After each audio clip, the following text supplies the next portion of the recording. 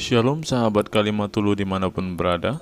Apa kabar sahabat Kalimatulu semua? Saya berharap sahabat semua ada dalam keadaan sehat dan selalu di dalam pertolongan Tuhan kita Yesus Kristus. Terus dukung perkembangan channel ini dengan cara like, komen, dan subscribe.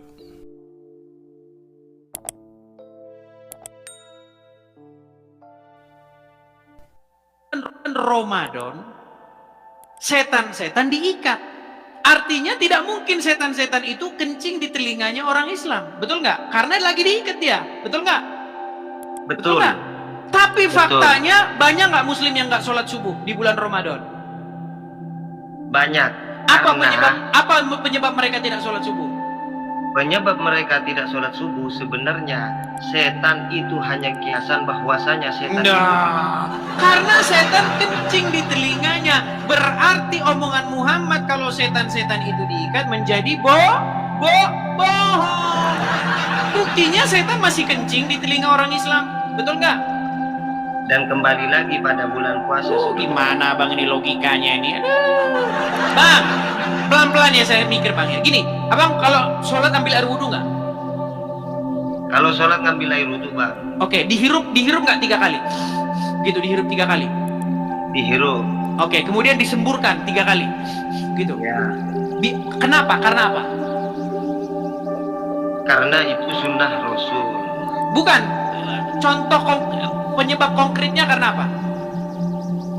Karena kan saya udah bilang bang, saya ilmu pengetahuannya. Karena setan bermalam di situ tadi malam. Loh, kok malah ketawa? Abang ini gimana? Gimana? Emang nggak tahu? Gimana nggak ketawa? Begini bang. Apa? Abang nggak tahu setan bermalam di hidung? Nggak tahu lah, karena mereka kasat mata. Oke, baik. Bukan masalah nggak tahu Anda nggak lihat. Maksudnya informasi itu tahu nggak? Informasi bahwasanya setan bermalam di hidung. Iya, tahu nggak informasi itu? Saya nggak tahu juga. Oke, saya kasih contoh. Saya balikan kamera saya. Nih bang ya, nih. Sabar ya teman-teman ya. Kita harus ngobrol sama mereka ini, kita harus sabar ya. Kalau nggak sabar nanti ini. Nih, dari Abu Hurairah. Jika seorang di antara kalian bangun dari tidurnya, hendaklah dia beristinsar, memasukkan air ke hidungnya untuk kemudian dikeluarkannya kembali sebanyak 3 kali. Karena setan-setan tidur di lubang hidungnya. Nah, sekarang saya tanya, di bulan Ramadan Anda berbuat seperti ini nggak? Tetap nggak seperti itu?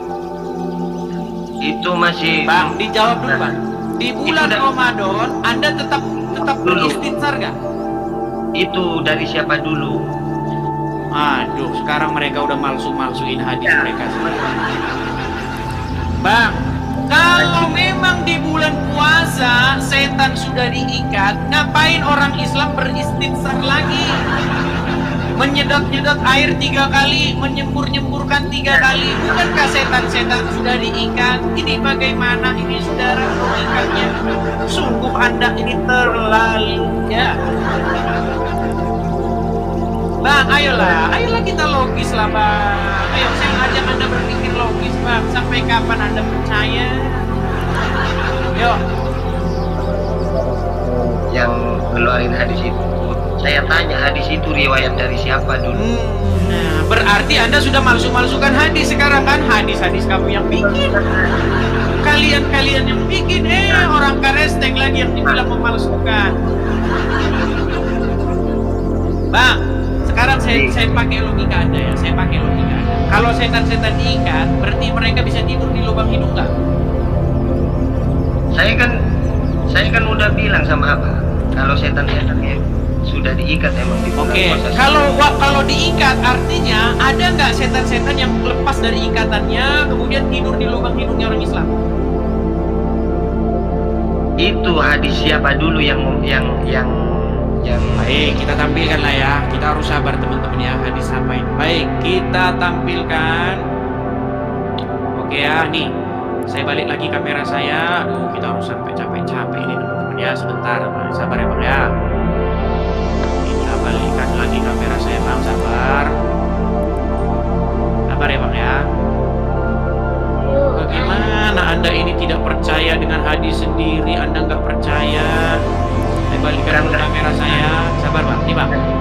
Ini bang ya, saya sore. balik. Bang, kelihatan nggak kamera saya bang? Kelihatan? Ya, Abu Hurairah radhiyallahu anhu ya meriwayatkan bahwa Nabi bersabda, apabila salah seorang dari kalian bangun tidur, hendaklah ia menyemburkan air dari hidungnya 3 kali karena setan bermalam di hidungnya nih. Hadis Sahih Muslim nomornya 238. Ya kan? Banyak nih bang hadis-hadisnya bang, gak cuma satu itu. Nah, sekarang di bulan Ramadan Muslim kayak gini juga nggak? Ngambil-ngambil air wudhu nggak? ya ngambil kayak gitu. Oke, menurut hadis ngambil air wudhu karena setan bermalam di hidung, betul? Ya betul itu. Loh, katanya di bulan Ramadan setan diikat. Ternyata masih juga bisa masuk lubang hidung Islam. Yang mana yang benar? Ayo, yang mana? Berarti salah satunya harus bohong. Benar? Tidak mungkin dua-duanya benar. Hah? Iya, abang kan nanya yang Mana yang benar? Penjelasan. Setan diikat di bulan Ramadan atau setan tetap bisa tidur di lubang hidung orang Islam ketika di bulan Ramadan? Itu kan yang ditanya yang benar. Kata guru saya sebenarnya Pak, yang dimaksud setan diikat, kita belajar mengikat nafsu. Kita semuanya nafsu amarah. Sudahlah hadis kalian ingkari sendiri. Sudahlah hadis kalian pelintir sendiri. Sungguh Anda tiada lain adalah kaum yang suka memelintir. Dan tiadalah suatu kaum melainkan kalian adalah yang tukang memelintir. Dan sungguh bagi kalian tiada lain tempatnya adalah di dalam neraka jahanam. Menyampaikan sesuatu. Silakan. Abang mau nanya benar sebenarnya seharusnya di lab yang seperti ini abang buat janji sama orang yang artinya benar-benar tahu jalan. Sudah saya buat tantangan kepada Ustadz Abdul Somad, kepada Ustadz Adi Hidayat, kepada Ustadz Firanda, dan kepada Ustadz yang lain, Ustadz Felix Yao, siapa lagi? Kepada mereka yang tukang bahas agama Kristen, ayo saya tantang, ayo jangan beraninya kalian bahas agama Kristen di masjid. Adi Hidayat bahas Kristen di masjid. Itu benar. Artinya kalau kita yang berpengetahuan dan ujung-ujungnya entah enggak. Artinya sama betul Bang. Saya pun sudah banyak yang mengkritik. Bang, coba Bang, kalau berani itu jangan sama Islam yang awam. Coba sama Ustadz ini, Ustadz Adi Hidayat. Itu masalahnya sudah saya tantangin, tapi merekanya nggak ada. Merekanya pergi kemana? Coba. Kalau seperti itu, kalau menurut saya seperti itu. Cuma kalau masalah itu yang katanya setan itu dibelenggu di bulan puasa, sebenarnya kita kata Ustadz itu belajar mengendalikan hawa nafsu dan semuanya di dalam diri kita. Bukan begitu Bang, itu berbicara mengenai keberadaan setan-setan yang betul-betul diikat. Kemudian pintu surga itu dibuka, pintu neraka ditutup. Bagaimana mungkin setan diikat, tapi di detik yang sama setan kencing di lubang hidung? Apa jangan-jangan rantainya panjang sampai gitu ada?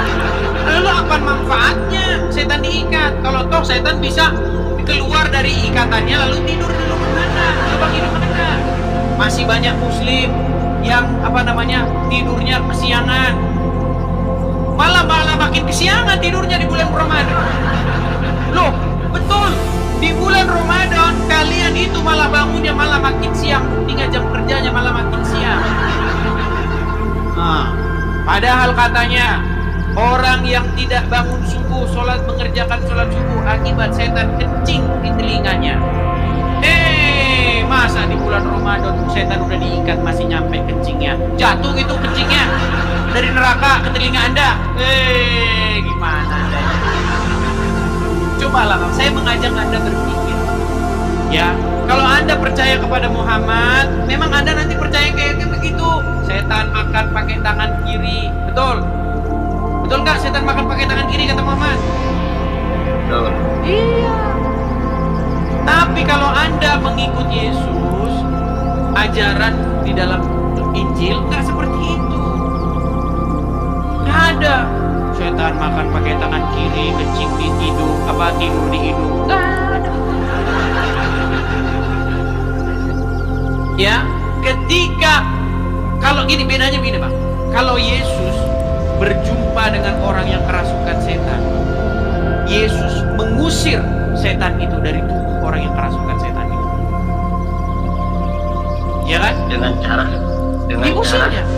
Diusirnya setan itu dari tubuh orang yang kerasukan setan itu, sehingga orang yang kerasukan setan itu menjadi sembuh dan waras kembali.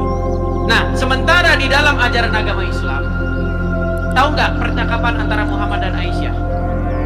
Aisyah pernah nanya sama Muhammad, wahai Rasulullah, apakah manusia itu didampingi oleh korin? Maksudnya jin, setan yang menggoda dirinya. Muhammad bilang iya.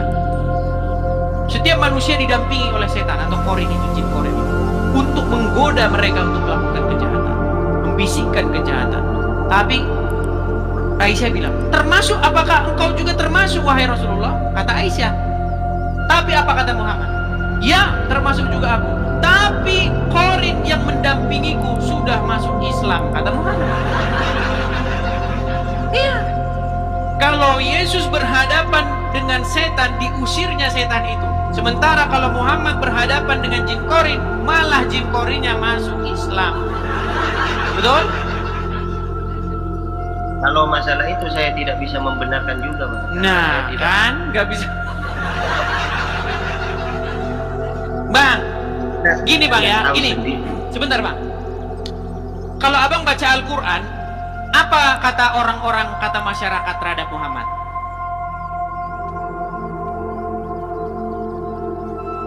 Apa coba katakan Bang? Jelasin Bang. Menurut Al-Quran, ketika Al-Quran itu didakwahkan kepada manusia itu bilang, sungguh ini adalah sihir yang nyata. Betul? Terus? Betul nggak? Saya bilang dulu, betul nggak? Saya nggak tahu itu. Waduh, nggak tahu lagi. Saya bacakan ayatnya Bang ya, saya bacakan Bang ya. Sebentar ya Bang ya. Sebentar Bang ya. Saya akan bukakan ayatnya di dalam Al-Quran, bahwasanya orang-orang itu menuduh bahwa Al-Quran itu adalah sebuah dongeng-dongeng, adalah sihir dan lain sebagainya Bang ya. Saya bacakan ya Bang ya. Bentar, sabar ya Bang ya.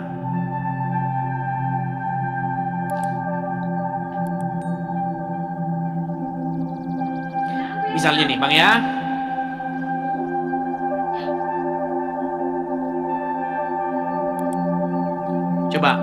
Coba buka surat Al-Anbiya ayat yang ketiga Bang. Buka aja di situ Bang.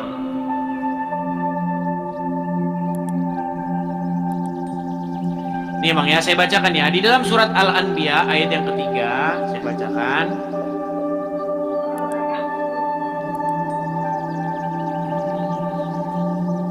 Sebentar. Nih, hati mereka dalam keadaan lalai, dan mereka yang zalim itu merahasiakan pembicaraan mereka. Orang ini tiada lain hanyalah seorang manusia seperti kamu. Maka apakah kamu menerima sihir itu padahal kamu menyaksikannya? Jadi, menurut orang-orang bahwa Al-Quran dan Muhammad itu hanyalah sihir semata. Tahu? Ya, terus. Dan Anda percaya nggak dengan itu? Saya kurang berpengetahuan di situ. Kurang berpengetahuan. Oke, baiklah. Kalau kurang berpengetahuan ya, kita kasih kesempatan kepada muslim yang lain, Bang ya. Pesan saya Bang, saya harus pesan nggak? Gini Bang, saya sebagai Kristen, saya memberitahukan kepada Anda tentang jalan yang benar. Kalau Anda mau jalan yang benar, ikut Yesus, jangan ikut orang di kuburan. Ya, yang harus Anda jadikan junjungan itu adalah harus Yesus, jangan orang yang ada di kuburan. yang harus Anda ikuti, Anda jadikan suri tauladan, panutan, ikutan, bukan orang dalam kubur, tetapi haruslah Yesus. Itu pesan saya kepada Anda. Oke? Tetap ikut Muhammad saya, Bang. Waduh, tetap ngeyel dia ikut orang. Baik, terima kasih, Bang. Intinya saya sudah memberitahukan kepada Anda jalan ke Anda tidak menerima. Ya, saya berlepas diri. Oke ya, ketahuilah saya berlepas diri. Ya. Baik, kita kasih kesempatan kepada Bustomi Ahmad. Bustomi Ahmad. Ya, selamat siang, selamat siang. Selamat malam, Bustomi Ahmad. Halo. Selamat pagi Pak Edi. Selamat pagi, selamat malam. Bang Bustomi Ahmad. Kita lanjutkan yang tadi ya, Bang Bustomi. Ini macet-macet lagi Anda ini. Coba dulu yang bagus supaya sinyal Anda tidak macet-macet. Coba tenangkan kameranya, jangan goyang kesana kemari, oke? Baik. Bang Bustomi, betulkah bahwasanya orang-orang Quraisy, orang-orang yang hidup sejaman dengan Muhammad menuduh bahwasanya Muhammad itu adalah orang yang, mohon maaf nih, orang yang gila, Al-Quran itu tiada lain hanyalah sihir, betul nggak? Kalau dari perkataan orang yang telah dengan umat Islam, betul. Betul. Nah, sekarang begini, tuduhan mereka itu benar atau salah sebenarnya? Salah Bang, itu enggak Bang, karena itu kontradiksi dengan ayat yang berbunyi wa arsalnaka illa rasula, bahwa Nabi ini adalah seorang rasul yang sempurna. Bukan kena sihir. Jadi Nabi ya bukan Bang. Bukan kena sihir. Walaupun baik, kita akan buktikan apakah yang mana yang benar, apakah Anda atau orang-orang yang kontra dengan Muhammad. Ya, kita dengarkan ya. Sebentar ya. di dalam Al-Quran bagaimana Pak? Loh, tadi katanya orang-orang yang kontra dengan Muhammad kan tidak senang dengan Muhammad, sehingga Muhammad dituduh gila dan kena sihir, ya kan? Terus Anda bilang itu tidak benar, betul? Apakah benar Muhammad kena sihir? Baik, nah gini Bang ya, jangan Anda bilang Muhammad tidak kena sihir nih. Lihat nih. Sebentar Bang, dengar.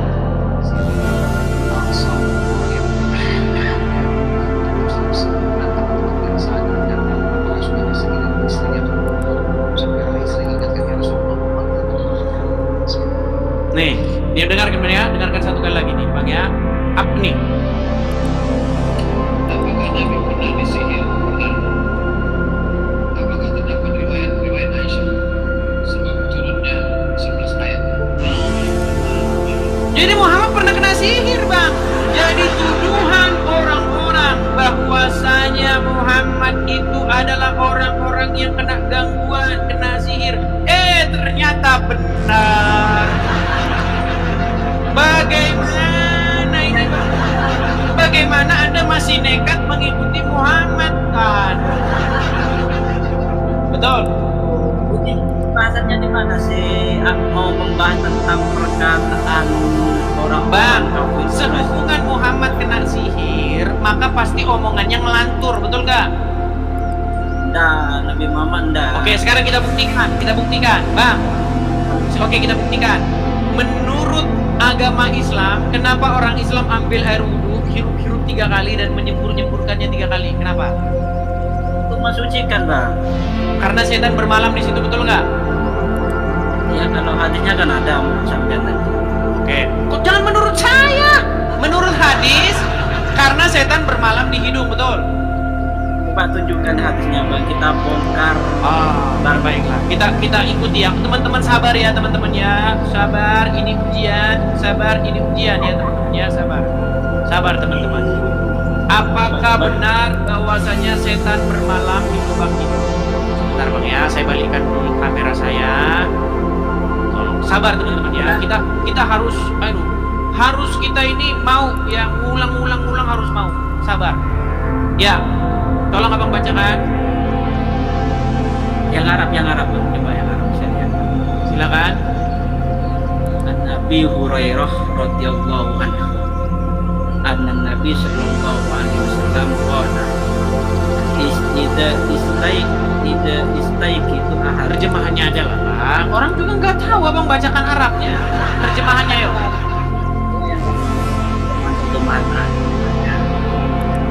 Apabila seseorang kalian bangun tidur, hendaklah dia menyemburkan air dari hidungnya 3 kali, karena setan bermalam dalam hidungnya.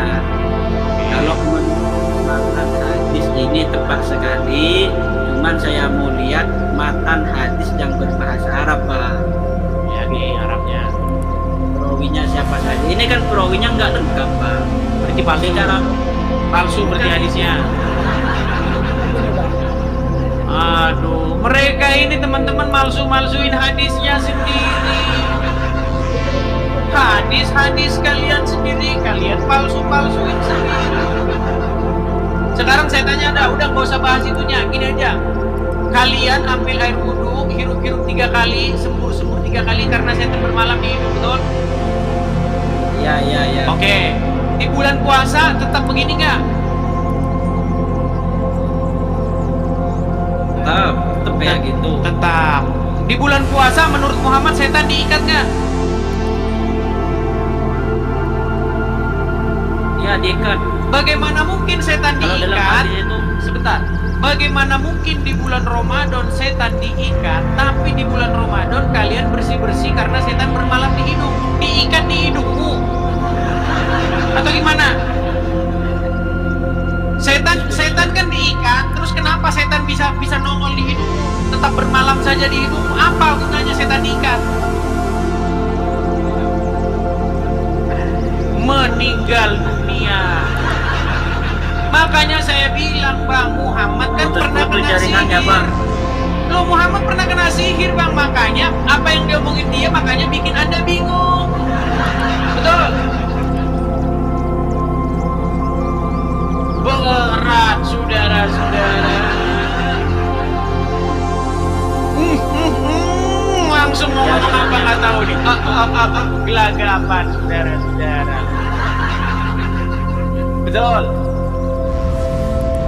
Betul setan diikat. Betul Bang, setan diikat. Jangan terdiam Bang, jangan terguncang ayo. Betul nggak setan diikat? Betul nggak setan diikat Bang? Bang, jangan diam-diam terus. Gimana diam-diam baik? Gimana? Aduh, sudah dimatikan sinyalnya nih kayaknya, ini berat ini. Saya harus jawab apa ini? Ayo, bener nggak setan diikat Bang? Waduh, Bustami, apakah Anda masih di situ? Apakah jiwamu masih di situ? Atau jangan-jangan jiwamu sudah pergi meninggalkanmu? Setan-setan diikat di bulan Ramadan, ya kan? Tapi di bulan Ramadan kalian tetap ambil air karena setan bermalam di situ. Kapan diikatnya? Harusnya di bulan Ramadan kalian tidak ambil air wudhu karena setan sudah diikat. Betul. Khusus di bulan bukan Ramadan saja kalian ambil air karena setan bermalam di situ. Mikir sekarang. Berpikir keras.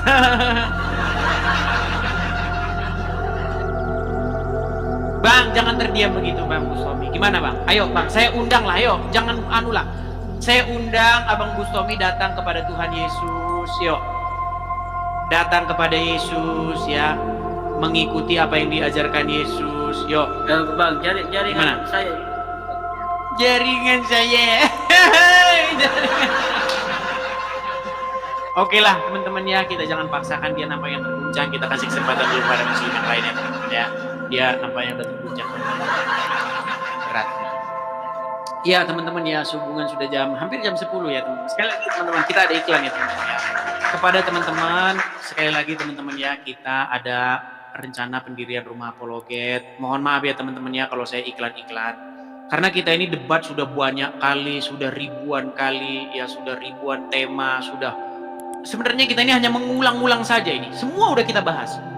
Tapi kita belum punya yang namanya rumah apologet. Jadi teman-teman ya, kepada teman-teman yang tergerak ingin mensupport pendirian rumah apologet, teman-teman ya, ada kolekte pendirian rumah apologet. Karena kalau kita berapologet dari negeri Konoha, teman-teman, ya kita pasti akan dikutuk. Jadi kita berapologet dari sini. Nah, kita di sini perlu ya tanah begitu, kemudian kita bangun rumah ala kadarnya untuk pendirian rumah apologet itu, teman-teman ya. Jadi kita tidak menggalang kolekte, tapi seperti sebelah ya, seperti yang di sebelah itu buat beli rokok. Nah, kita enggak. Ya. Jadi saya kasih tahu kepada kalian tuh yang muslim-muslim ya, kalau kalian mau mensupport, itu supportnya untuk apa dulu? Kalau supportnya untuk beli rokoknya Handi Seleba sama Suki Tololo, ngapain kalian support mereka? Gitu loh. Ya, support tuh yang muslim-muslim yang bener-beneran tuh. Tapi sayang yang sungguh-sungguh nanti kayak Asmiranda jadi masuk Kristen. Ya, seperti itu teman-teman. Teman-teman silakan ya, teman-teman tangkap layar ya. Ini tangkap layar screenshot saja nanti supaya nomornya nggak hilang. Ya, bagi teman-teman yang punya berkat berlebih saja, khusus bagi teman-teman yang punya berkat berlebih. Oke, kita lanjutkan kembali. Kita lanjutkan kepada teman-teman yang muslim, silakan. Mari kita diskusi dengan baik. Ayo, kita yang bicara logis-logis saja ya. Dari tadi kalau teman-teman menganggap bahwa apa yang saya katakan itu salah atau apa yang saya katakan itu fitnah, boleh silakan yuk. Kita kasih naik rahmat, kita kasih naik rahmat. Ya, selamat malam Rahmat. Halo Rahmat. Banyak yang kepanasan di bawah. Seandainya ya, itu yang kepanasan di bawah. Seandainya boleh berapologet dari Konoha, saya lebih memilih berapologet dari Konoha. Gimana? Halo Rahmat. Halo? Ya. Iya, Muslim.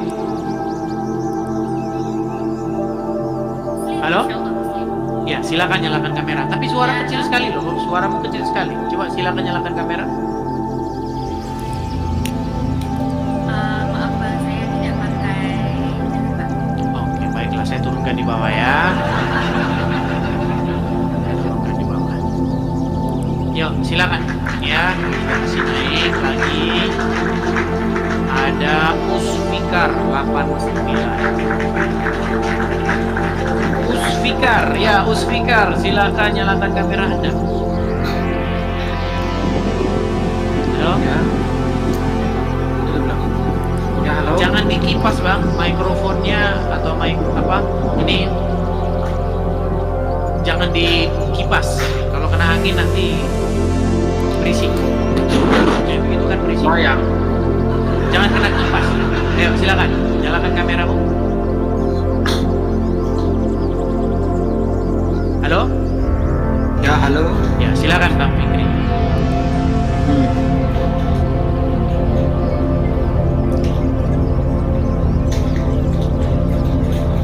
Kok terdiam? Ayo silakan. Temanya itu. Temanya panjang lebar tadi kita sudah bicara Bang. Anda nggak nyimak dari awal. Tidak, saya nyimak dari akhir, cuman basuh-basuh hidung itu. Oh basuh-basuh hidung. Basuh-basuh hidung karena setan bermalam di hidung, betul? Iya. Iya. Di bulan puasa tetap basuh hidung? Oh, itu lain. Nah kan? Di bulan puasa tetap nggak basuh-basuh hidung? Atau enggak? Tunggu, saya mau bicara. Gantian. Kalau di lain bulan puasa memang kita basuh-basuh hidung menggunakan minyak, itu sekaligus membuang itu apa itu setan bermalam di hidung, sambil itu kita tekun sunnah Rasul. Oke. Bukankah di bulan puasa setan-setan diikat? Diikat? Terus kenapa masih tetap basuh-basuh di hidung, setan tidur di situ? Apa manfaatnya setan diikat? Bukan masalah setan, kita ikut sunnahnya itu. Masuk hidung Kata. boleh, masuk hidung pun boleh. Oke, berarti setan-setan tetap bermalam di hidungmu nggak di bulan Ramadan? Tidak. Kata siapa? Tidak. Oke, sekarang alasan Anda membasuh hidung karena apa?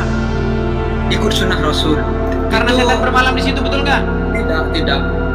Baik, saya bacakan hadisnya.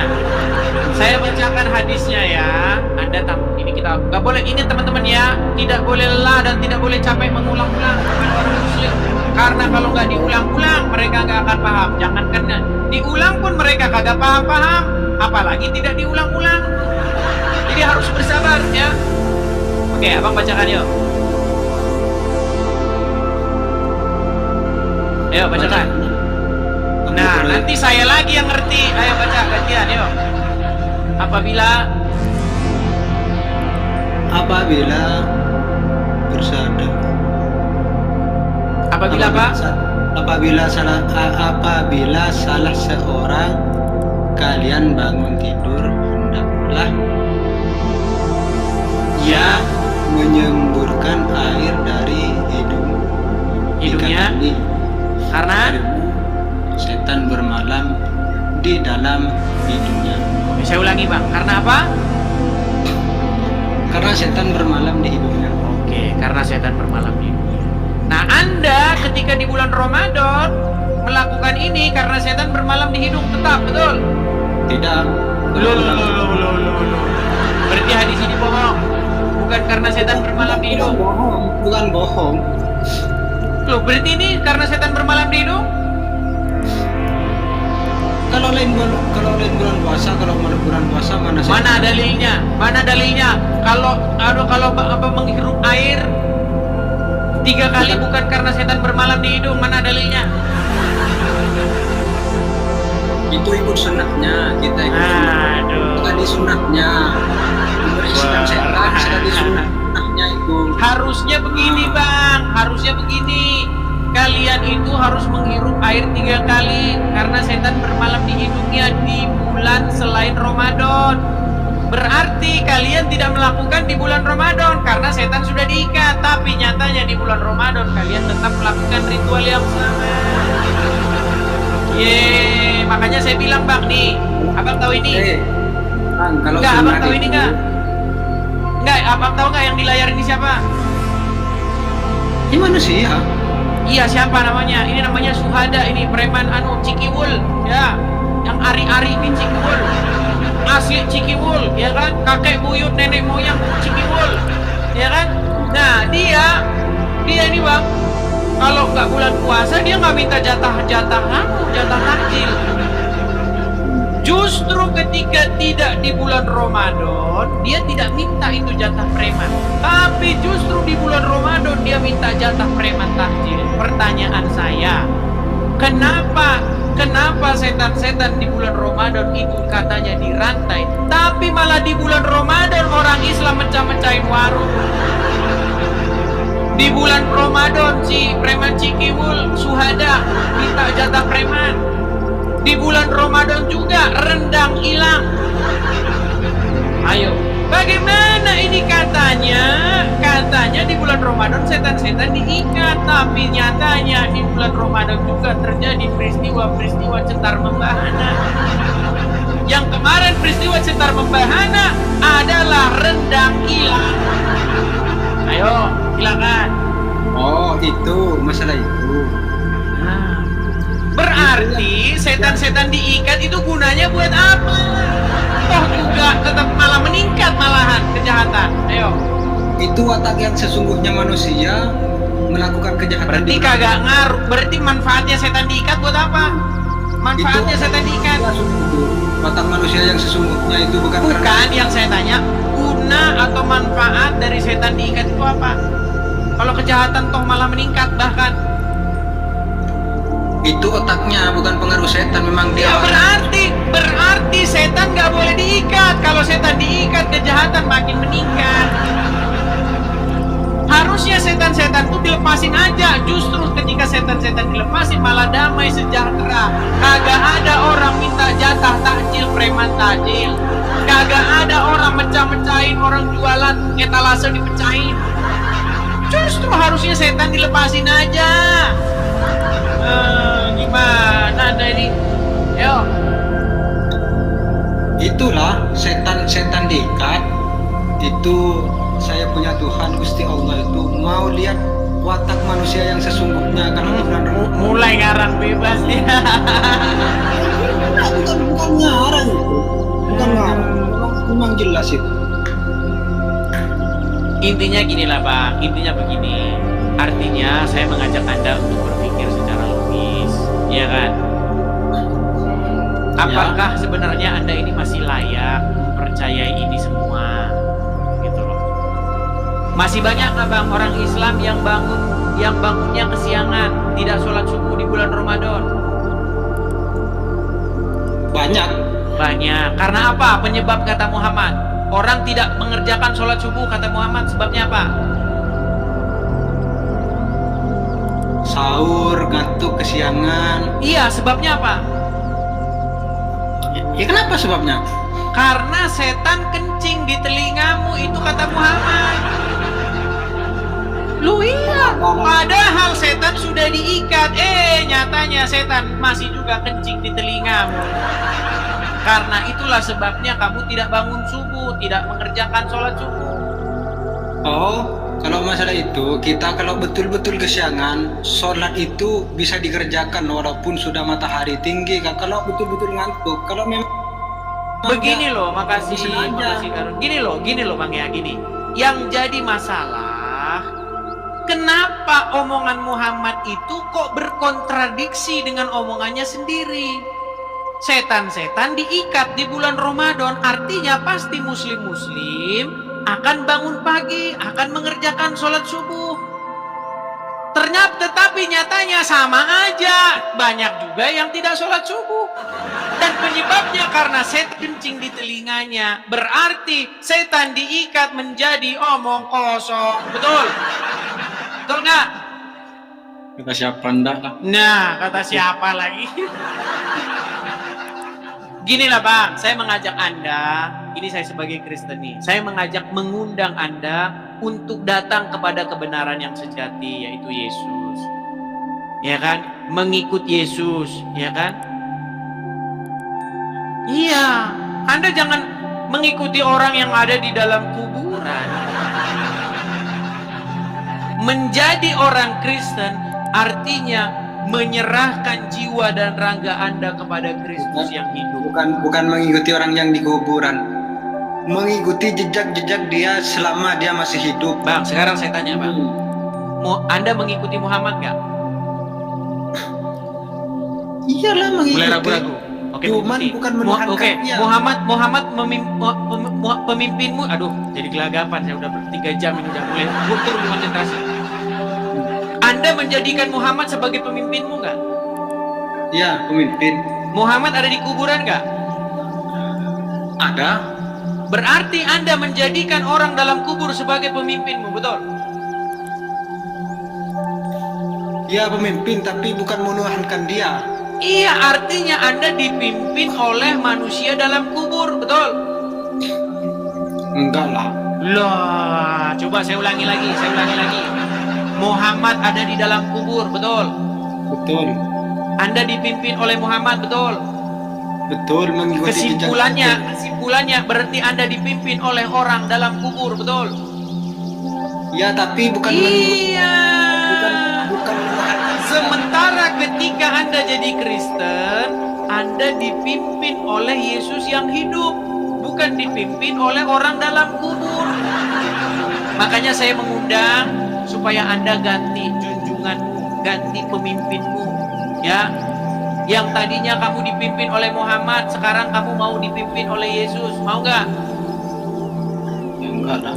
Nah, kamu masih mengeraskan hatimu ini. Tapi mungkin kalau sekarang malu dilihat banyak orang, tapi nanti Bang, nanti ketika Anda nanti tidur, terus Anda berpikir, sebenarnya saya ini di dunia ini mau ngapain? Emang kalau di Kristen Ya kan? itu cuma Sebenarnya saya di dunia ini mau berbuat apa yang saya cari di dunia ini? Ternyata saya sudah kerja capek-capek, udah begini dapat uang terus makan, cuman gini-gini aja hidup ini mau ngapain sih sebenarnya ini? Saya mau ngapain ini di tujuan hidup ini nih? Coba Anda berpikir, coba. Banyak orang Mungkin Anda belum mengalami fase-fase seperti itu, ya kan? Ketika Anda sudah, apa ini tujuan hidup kita ini? Nanti asal muasal kita dari mana dan kemana kita pergi?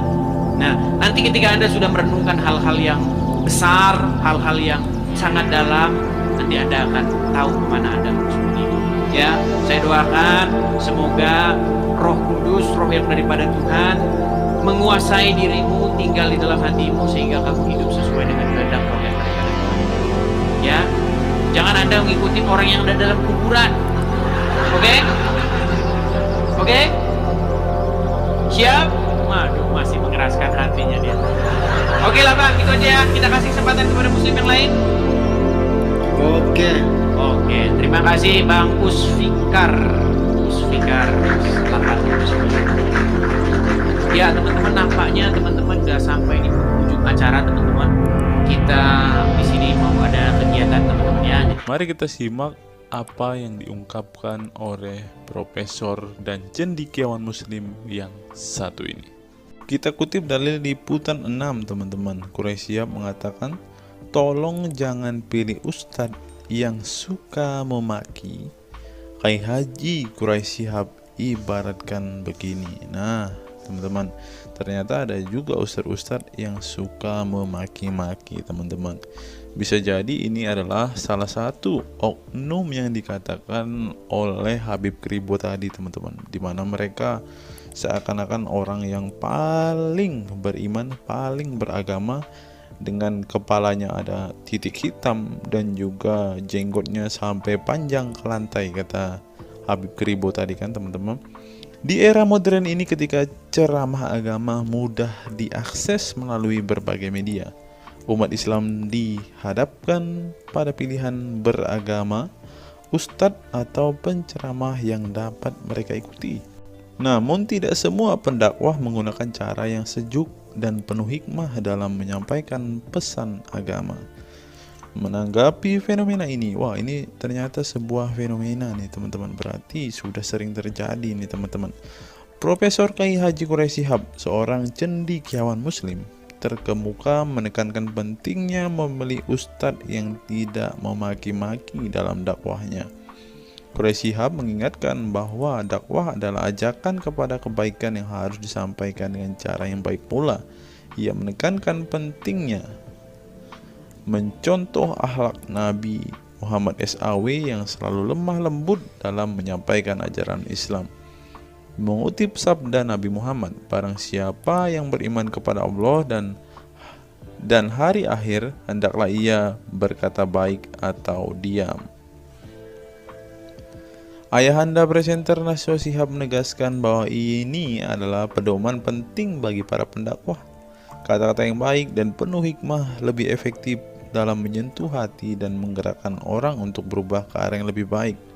Dalam dakwah, seringkali ditemukan penceramah yang menggunakan kata-kata yang keras dengan alasan untuk menegur atau mengingatkan umat. Namun, Profesor Quraisy Shihab mengingatkan bahwa cara ini justru bisa menimbulkan antipati dan menjauhkan orang dari ajaran agama Islam yang seharusnya penuh kasih sayang dan rahmat. Menukil Islam.co, Quraisy Shihab menjelaskan hal yang menarik ketika ditanya seseorang terkait kriteria ustadz yang tepat untuk dijadikan panutan atau sebagai penceramah. Mantan rektor lain, sekarang UIN, Syarif Hidayatullah Jakarta, ini menjelaskan dengan penuh kasih ibarat seorang bapak menasihati anaknya. Pilihlah ustadz yang menganut paham moderat. Anda tidak akan mendengar makian, tutur mantan Menteri Agama ke-16 masa Presiden Soeharto ini. Quraisy Shihab menjelaskan bahwa ustadz yang wasatiyah akan terbuka untuk dikritik dan tidak fanatik dengan satu pandangan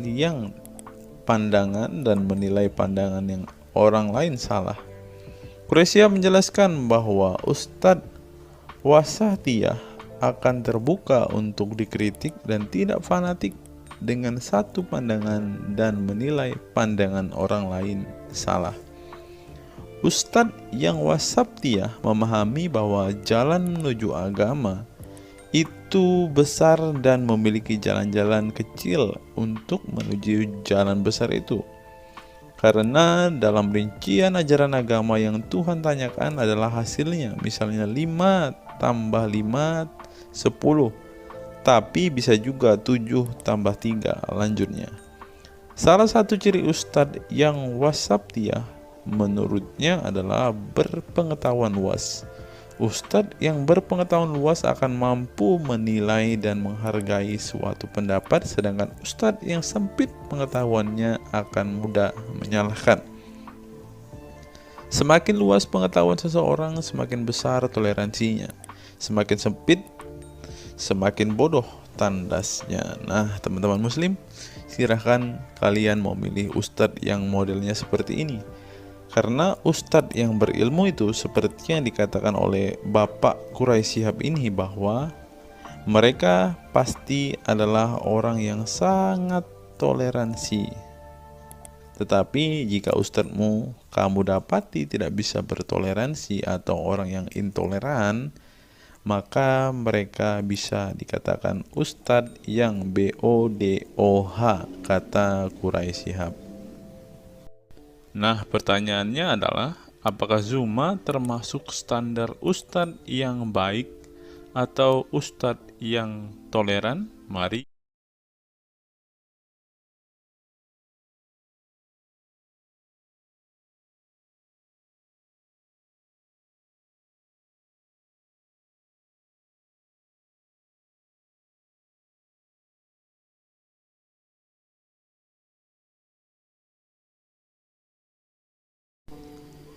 Google, mengapa Rasulullah disebut sebagai nabi penutup?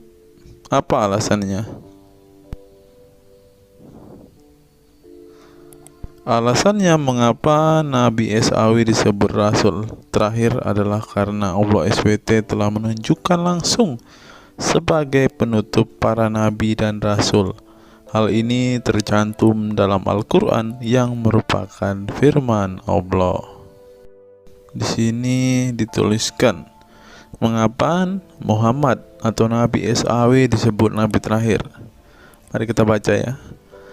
Katamul Anbiya merupakan salah satu julukan Nabi Muhammad yang berarti penutup para nabi, sesuai dengan firman Allah SAW dalam surat Al-Ashab ayat 40 yang berbunyi, artinya Muhammad itu sekali-sekali bukanlah bapak dari seorang laki-laki di antara kamu, tetapi dia adalah Rasul Allah dan penutup nabi-nabi, dan adalah Allah Maha mengetahui segala sesuatu. Nabi Muhammad SAW merupakan nabi terakhir yang Allah utus untuk menyempurnakan agama-agama sebelumnya. Al-Quran merupakan kitab Allah yang menyempurnakan kitab-kitab sebelumnya, sehingga tidak perlu ada kitab lain karena Al-Quran merupakan kitab Allah yang menyempurnakan kitab-kitab sebelumnya, sehingga tidak perlu ada kitab lain karena Al-Quran sebagai kitab terakhir. Maka dapat diartikan bahwa tidak ada lagi nabi setelah Nabi Muhammad SAW. Nabi Muhammad SAW sebagai nabi terakhir juga didukung dengan dalil lainnya, yaitu surat Al-Sab 61 ayat 6. Dan ingatlah ketika Isa bin Maryam berkata, "Hai Bani Israel, sesungguhnya aku adalah utusan Allah kepadamu, membenarkan kitab sebelumku, yaitu Taurat, yang memberikan kabar gembira dengan datangnya seorang Rasul yang akan datang sesudahku, yang namanya Ahmad, dalam tanda kurung Muhammad." Menurut Syekh Al-Zairi dalam kitab Al-Jawahir dan Al-Kalamiyah, alasan kenapa Nabi Muhammad SAW dijadikan nabi terakhir adalah hikmah terputusnya para nabi itu untuk menyeru umat manusia agar beribadah kepada Allah, menunjukkan mereka ke jalan yang lurus dalam urusan kehidupan duniawi dan ukrawi, memberitahu kepada mereka tentang hal-hal yang tidak dapat dicapai oleh penglihatan mereka. dan memberitahu keadaan yang pemikiran mereka belum sampai dan menetapkan dalil yang meyakinkan serta menghilangkan syubhat keserupaan yang tidak benar. Adapun hubungan dakwah Nabi Muhammad SAW dengan nabi-nabi terdahulu ialah terbangun atas dasar sebagai penguat dan penyempurna dakwah nabi-nabi sebelumnya. Oleh karena itu, semua para nabi selalu dibangun atas dasar dua pondasi utama, yaitu akidah, syariat, dan akhlak. Dari segi kaidah, dari segi akidah, semua ajaran yang dibawa oleh para nabi mulai dari Nabi Adam alaihissalam sampai Muhammad SAW adalah sama. Tidak ada beda antara nabi satu dengan nabi yang lainnya. Semuanya mengajarkan keimanan terhadap keesaan Allah SWT, yaitu dengan membersihkan dari segala sifat yang tidak layak baginya dan mengimani adanya hari kiamat serta adanya surga dan neraka. Maka dari itu, semua para nabi menyerukan kepada kaumnya masing-masing antara dasar iman kepada Allah, dan semua para nabi setelahnya saling membenarkan ajaran yang telah dibawa oleh para nabi sebelumnya. Adapun dari segi syariat yang mengatur tatanan kehidupan masyarakat dan individu terhadap perbedaan dalam metode dan kuantitasnya antara satu nabi dengan yang lain. Hal itu disebabkan karena syariat tersebut dalam ranah pelaksanaan bukan sebuah pengabaran seperti akidah. Perkembangan zaman dan perbedaan bangsa yang satu dengan bangsa yang lainnya turut mempengaruhi syariat mereka satu sama lain. Diutusnya satu nabi itu adalah khusus untuk umatnya pada waktu itu, bukan umum untuk semua manusia. Sebuah hukum syariat terbatas dalam ruang lingkup yang sempit sesuai dengan umatnya pada waktu itu secara khusus. Nah, dari bagian pertama ini kita mengetahui teman-teman mengapa Rasulullah ini dikatakan sebagai nabi penutup, karena Rasulullah juga mengajarkan kepada keesaan Allah, teman-teman. Nah, seperti yang terus di sini. Semuanya mengajarkan keimanan terhadap keesaan Allah SWT, yaitu dengan membersihkan dari sifat segala yang tidak layak baginya dan mengimani adanya hari kiamat dan adanya surga dan neraka. Salah satu alasan mengapa Rasulullah disebut sebagai nabi penutup adalah ini, teman-teman. Mari kita lihat fakta berikutnya. Menurut kumparan, teman-teman, alasan mengapa Rasulullah SAW disebut nabi terakhir, teman-teman. Mari kita simak ya. Saya berharap teman-teman tidak bosan mendengar setiap fakta-fakta yang kita bukakan ini, karena dengan melihat fakta-fakta ini setidaknya kita belajar, teman-teman, dan dapat memaklumi mengapa sih saudara-saudara muslim kita itu sangat-sangat menjunjung tinggi Rasulullah, teman-teman. Mari kita simak. Nabi Muhammad SAW adalah nabi yang ke-25 dalam Al-Quran. Sebagai umat Islam, kita diwajibkan mempercayai bahwa tidak ada rasul lain setelah kematian Nabi Muhammad SAW. Sebenarnya, mengapa Nabi SAW disebut rasul terakhir? Bukan tanpa alasan Allah SWT memilih Nabi Muhammad SAW sebagai rasul terakhir, sehingga kita dilarang untuk mempercayai bahwa adanya rasul setelah Nabi Muhammad SAW meninggal dunia, bahkan sampai memiliki cara pandang berbeda dengan beliau. Nah, jadi teman-teman kita, saudara-saudara kita tidak percaya ada nabi setelah Nabi Muhammad, teman-teman. Terlebih ada yang nabi yang membawa ajaran-ajaran yang berbeda dari apa yang diajarkan oleh Rasulullah. Berikutnya, alasan dibalik Nabi Muhammad SAW disebut rasul terakhir. Nabi Muhammad SAW ditunjuk menjadi rasul terakhir Allah SWT dan mendapatkan Al-Quran yang merupakan kitab sempurna dari kitab-kitab sebelumnya. Nah, mereka percaya juga kitab mereka adalah kitab yang paling sempurna, karena kitab-kitab sebelumnya tidak sempurna, maka disempurnakan oleh Al-Quran, teman-teman. Artinya, wahyu yang sudah diterima Nabi Muhammad SAW sudah terputus sejak beliau meninggal dunia. Ibnu Katsir menjelaskan, ini merupakan nikmat Allah Subhanahu wa taala yang terbesar atas umat ini. Allah Subhanahu wa taala telah menyempurnakan untuk mereka agama mereka, sehingga mereka tidak lagi membutuhkan agama selain agama mereka. Mereka tidak pula membutuhkan nabi selain nabi mereka. Oleh karena itu, Allah Subhanahu wa taala menjadikannya sebagai penutup para nabi. Allah Subhanahu wa taala mengutus beliau kepada manusia dan kepada jin. Nah, jadi teman-teman, Rasulullah juga bukan hanya dikirim kepada umat muslim, kepada manusia-manusia yang percaya dan memutuskan untuk memeluk agama Islam saat ini, ternyata juga kepada para jin, teman-teman. Allah Subhanahu wa taala berfirman, artinya Muhammad itu sekali-kali bukanlah bapak dari seorang laki-laki di antara kamu, tetapi dia adalah Rasulullah dan penutup nabi-nabi, dan adalah Allah Maha mengetahui segala sesuatu.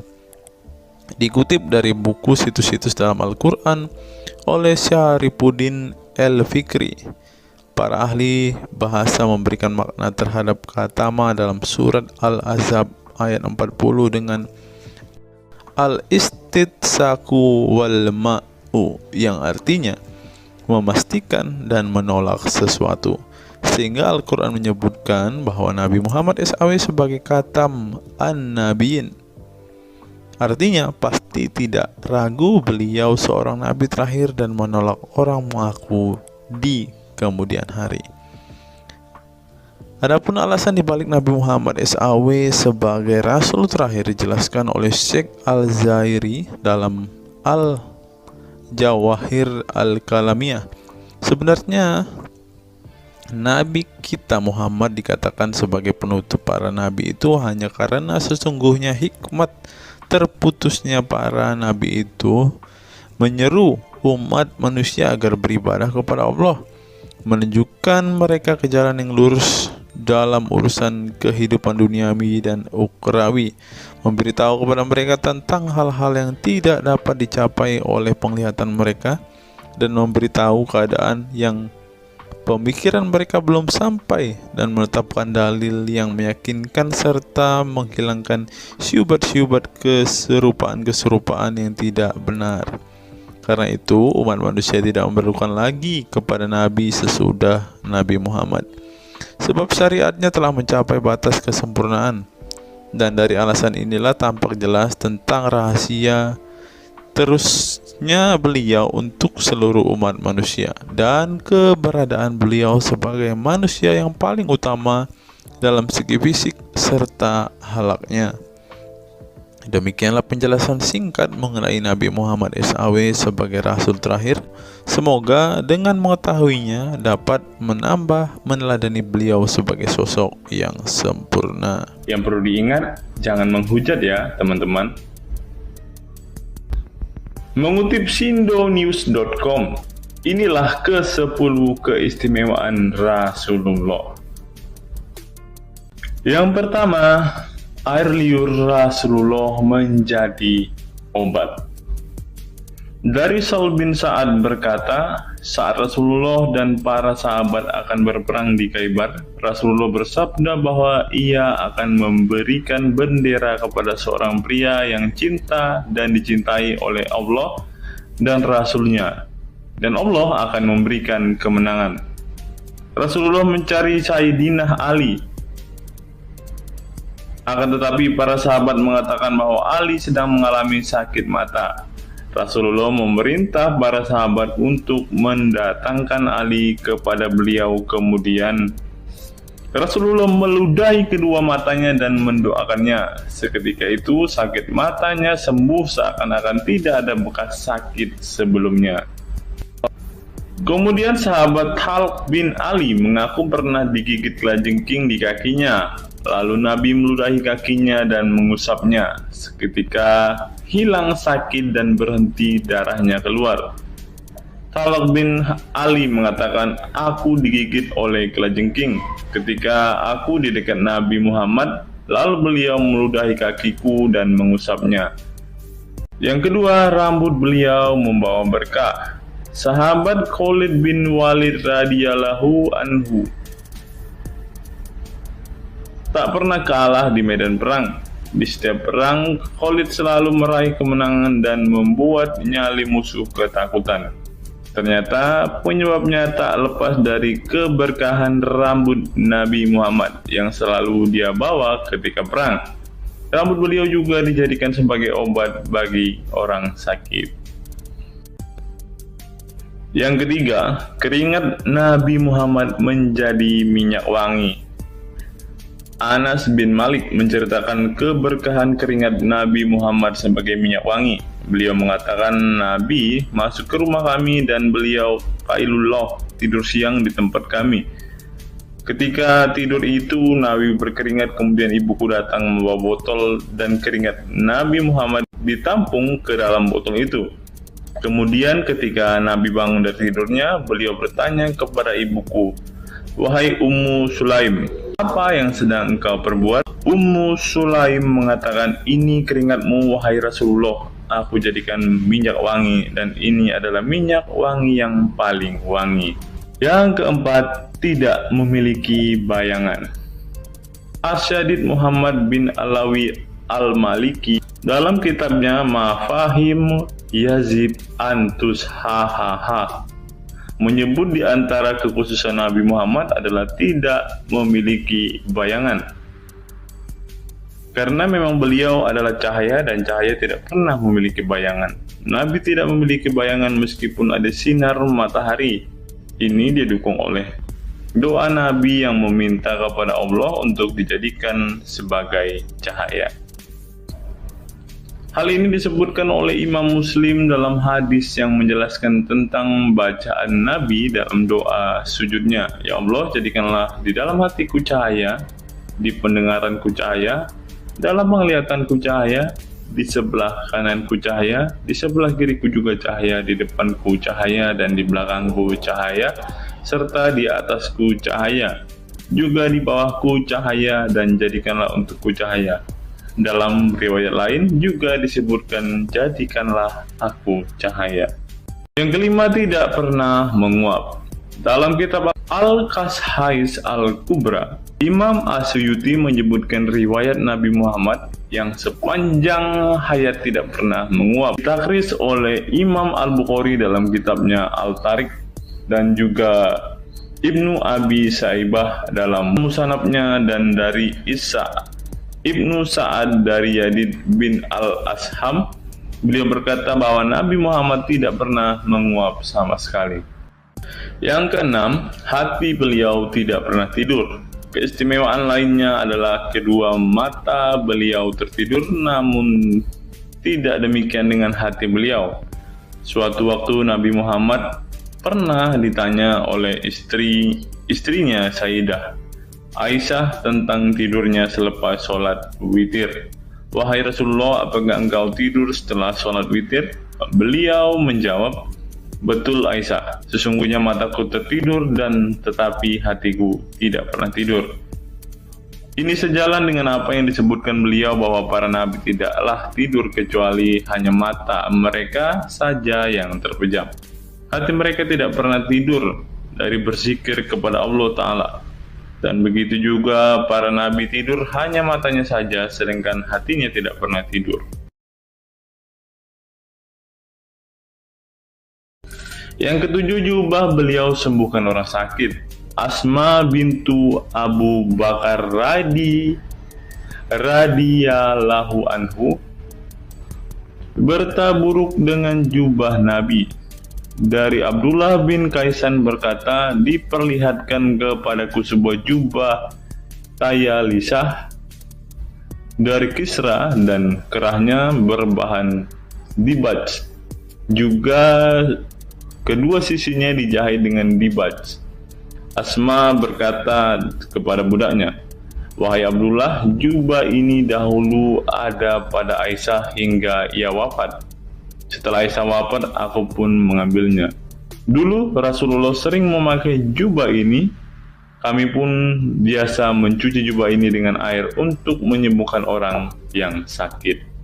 Kedelapan, darah bekam Nabi diminum sahabat. Darah Rasulullah benar-benar barokah. sahabat Abdullah bin Zubair radhiyallahu anhu pernah meminum darah Nabi. Diceritakan Abdullah datang kepada Rasulullah ketika beliau sedang berbekam. Setelah Rasulullah selesai, maka beliau memberikan darah berbekam itu sambil berkata, "Pergilah dan sembunyikan darah ini dari manusia." Maka aku pergi dan meminum darah itu. Selepas itu aku mendatangi Rasulullah kembali. Lalu Rasulullah bertanya, "Apa yang kamu lakukan?" Abdullah menjawab, "Aku sudah sembunyikan darah itu di tempat yang tidak boleh dilihat oleh manusia." Baginda Nabi berkata lagi, "Jangan-jangan kamu telah meminumnya?" Beliau menjawab, "Ya, aku telah meminumnya, wahai Rasulullah." Setelah meminum darah itu, Nabi Muhammad berkata kepada Abdullah, "Sungguh engkau telah menjaga dirimu dari api neraka." Yang ke-9, tidak pernah ihtilam atau dalam tanda kurung mimpi basah. Ihtilam adalah keluarnya air mani karena sebab mimpi atau fantasi. Di Indonesia sering disebut dengan mimpi basah. Dan itu tidak pernah terjadi pada Nabi Muhammad. Dalam kitab hadis Al-Mu'jam Al-Kabir, Imam At-Tabarani mengeluarkan sebuah riwayat dari Ibnu Abbas bahwasannya Nabi Muhammad tidak pernah ihtilam atau mimpi basah. Yang ke-10 yang terakhir, teman-teman, dapat melihat dan mendengarkan ringkihan langit. Dari sahabat Abu Dzar, Nabi Muhammad bersabda, "Sesungguhnya aku melihat apa yang kalian tidak lihat, dan aku mendengar apa yang kalian tidak dengar, ringkihan langit. Dan memang pantas langit bersuara ringkih, karena di setiap jarak 4 jari di langit ada malaikat yang menaruh keningnya dan sujud kepada Allah. Demi Allah, seandainya kalian mengetahui apa yang aku ketahui, kalian akan sedikit tertawa dan banyak menangis."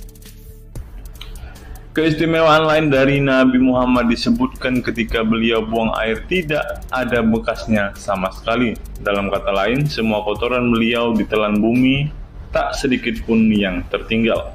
Beliau juga mampu melihat ke belakang dengan jelas sebagaimana beliau melihat ke depan. Itulah ke-10 keistimewaan Nabi Muhammad yang juga menjadi bukti kenabian beliau. Rasulullah adalah manusia sebagaimana umatnya, akan tetapi Allah menjadikan beliau sebagai manusia yang tidak seperti manusia pada umumnya.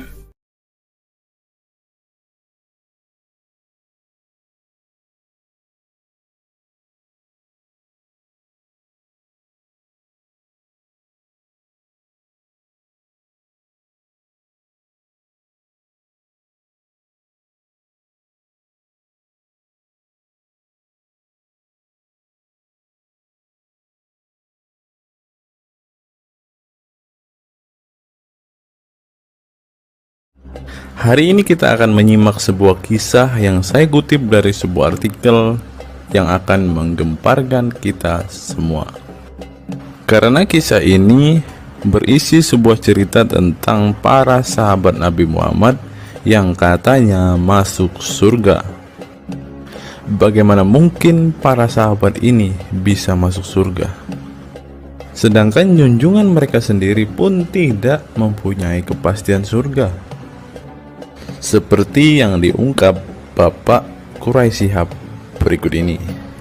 Tidak benar, saya ulangi, tidak benar bahwa Nabi Muhammad sudah dapat jaminan surga. Mendengar apa yang dikatakan Bapak Quraisy Shihab tadi, jelaslah bahwa Rasulullah pun tidak pasti masuk surga. Bagaimana mungkin para sahabat masuk surga jika sang junjungan sendiri tidak punya kepastian surga? Memang sedikit aneh sih teman-teman. Nabi tidak pasti masuk surga, tapi para sahabat masuk surga. Mungkinkah para sahabat lebih baik dari sang Nabi? Untuk itu, mari kita simak kisah para sahabat Nabi berikut ini dan temukan alasan mengapa mereka bisa masuk surga. Kisah sahabat Nabi Muhammad SAW yang dijamin masuk surga oleh Allah SWT. Semua manusia pasti menginginkan masuk surga Allah SWT, namun tidak semua jiwa bisa masuk surga. Ada banyak tantangan dan perjalanan yang sangat panjang yang harus dihadapi umat Islam hingga mendapat kesempatan ala SWT untuk masuk surga. Itu juga belum tentu langsung masuk surga. Mungkin harus ke neraka untuk menghapus dosa-dosa terlebih dahulu. Meski demikian, kita bisa belajar dari kisah sahabat Nabi Muhammad SAW yang dijamin masuk surga Allah. Mereka tidak begitu saja mendapat tempat yang keindahannya kekal abadi. Berbagai ujian keimanan dan fisik dalam mengarungi kehidupan mereka di jalan Allah SWT. Siapa sajakah sahabat Nabi SAW yang dijamin masuk surga? Simak selengkapnya dalam ulasan berikut ini. Kisah sahabat Nabi Muhammad SAW yang dijamin masuk surga. Dalam sebuah hadis terdapat 10 sahabat Nabi SAW yang masuk surga. Hadis tersebut berasal dari Abdurrahman bin Auf radhiyallahu anhu. Ia berkata, Rasulullah Shallallahu Alaihi Wasallam bersabda, adapun kisah 10 sahabat Nabi yang dijamin masuk surga yang dikutip dari buku biografi 10 sahabat Nabi yang dijamin masuk surga karya Sujai Fadil 2020. Yang pertama, Abu Bakar As-Siddiq. Abu Bakar As-Siddiq dikenal sebagai manusia terbaik setelah Nabi Muhammad SAW. Beliaulah orang pertama yang beriman kepada Nabi SAW, menemaninya dan membenarkan perkataannya. Ketika Nabi Muhammad SAW meninggal dunia, beliaulah yang dipilih menjadi imam dan melanjutkan kepemimpinan sebagai khalifah. Yang kedua, Umar bin Khattab. Sahabat Nabi Muhammad SAW selanjutnya yang dijamin masuk surga adalah Umar bin Khattab. Dedikasi beliau kepada agama Islam sangatlah besar. Walaupun sebelum ia memutuskan untuk beriman kepada Nabi Muhammad SAW, ia ingin membunuhnya. Setelah masuk agama Islam, Umar bin Khattab menjadi orang yang paling berani dan mendapat gelar Al-Furuq yang memiliki arti pembeda antara yang benar dan yang salah. Yang ketiga, Utsman bin Affan. Utsman bin Affan merupakan saudagar kaya raya, namun kekayaan tersebut tidak membuatnya sombong, namun kebalikannya. Utsman menggunakan hartanya untuk zakat, sedekah, dan infak. Setelah meninggalnya Umar bin Khattab, beliau melanjutkan kepemimpinannya dan juga melanjutkan tugas untuk menyusun mushaf Al-Quran. Yang keempat, Ali bin Abi Thalib.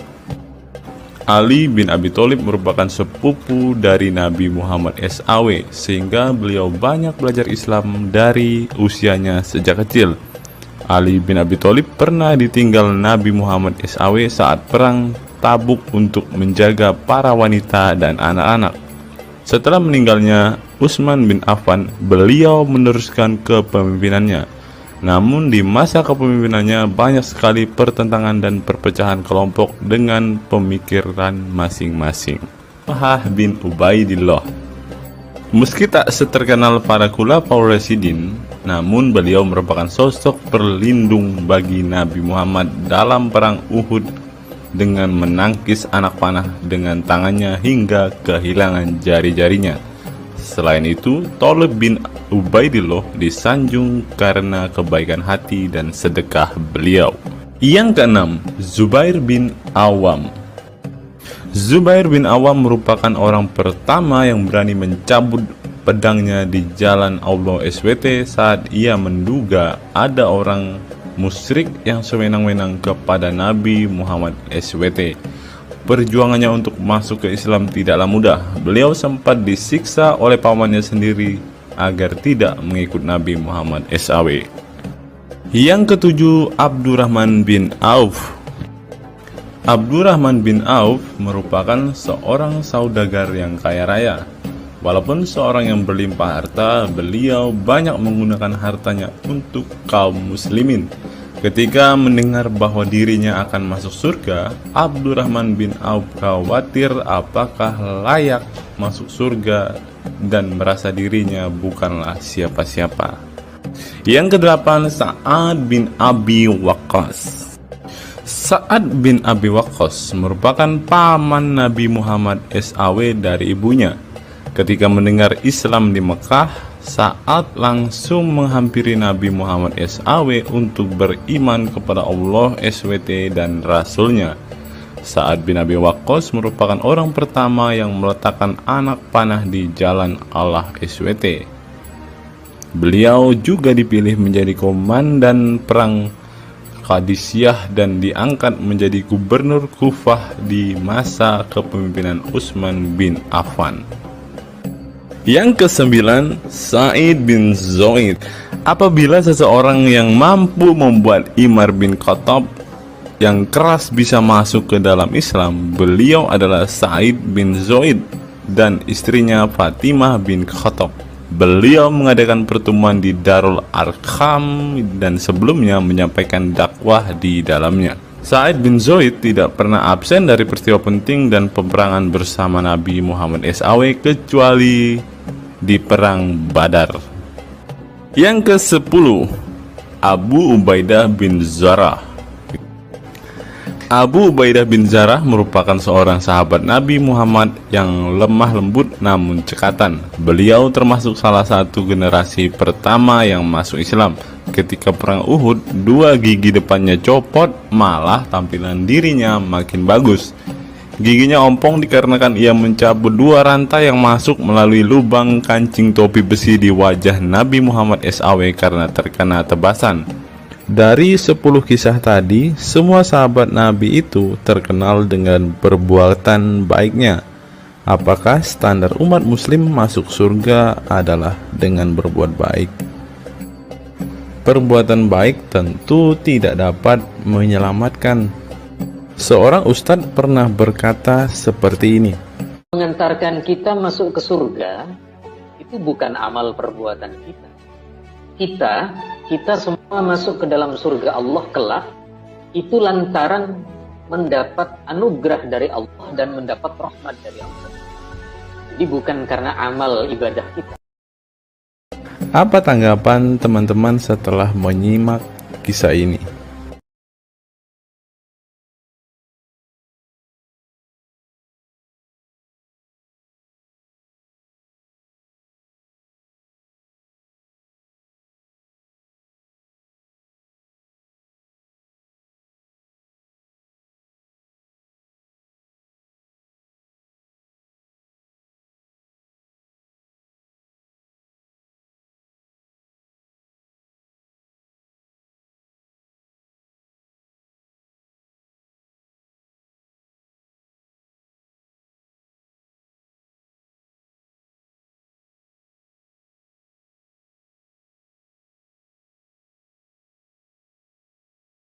Saya teringat dengan satu perkataan seorang ustadz, teman-teman. Ustadz ini mengatakan bahwa memang benar saudara-saudara muslim kita itu hanya suka membaca Al-Quran, suka berbahasa Arab, tetapi pada kenyataannya mereka ini, teman-teman, ternyata adalah orang-orang yang tidak paham sama sekali dengan apa yang mereka baca, teman-teman. Dan akhirnya Ustadz ini mengatakan bahwa saudara-saudara muslim kita ini seperti keledai, teman-teman. Mari kita dengarkan apa yang disampaikan Ustadz ini. Kita bangga menghafal Al-Quran tapi tidak memahami Al-Quran. Senang mengulang berbahasa Arab tapi tidak mengerti bahasa Arab. Suka membaca Al-Quran tapi tidak memahami maknanya. Akhirnya apa? Menjadi keledai di Indonesia. Tidak sampai di situ saja, teman-teman. Menurut NU Online, seperti yang disampaikan oleh Gus Baha, ingin umat Islam banyak baca Al-Quran meski tak paham maknanya. Teman-teman bisa baca sendiri ya judul artikel ini. Artikel ini mengatakan seorang Gus ingin umatnya itu semua umatnya dia ingin bahwa mereka harus mau dan rajin membaca Al-Quran, teman-teman. Walaupun ya Pada kenyataannya, apa yang mereka baca mereka tidak ketahui. Apa yang mereka baca mereka tidak tahu maknanya, teman-teman. Mari kita dengarkan dan lihat apa isi dari artikel yang diransir oleh NU Online ini, teman-teman. Jakarta NU Online. Rais Syuriah Pengurus Besar Nahdlatul Ulama PBNU Kiai Haji Ahmad Bahaudin Nur Salim yang biasa dikenal dengan Gus Baha mengingatkan umat muslim atau umat Islam untuk memperbanyak membaca Al-Quran meski tidak memahami maknanya. Waduh, gak bahaya kah ini? Ustadznya mengatakan harus baca saja Al-Quran walaupun tidak paham. Wah, bisa-bisa umat Islam jadi keledai se-Indonesia nih, seperti yang dikatakan Ustadz yang barusan tadi. Karena semuanya disuruh baca, disuruh hafal, tidak peduli tahu atau tidak arti dan maknanya. Aduh, bagaimana ini teman-teman? Sebagai kitab suci, Al-Quran harus lebih dekat dengan umat Islam.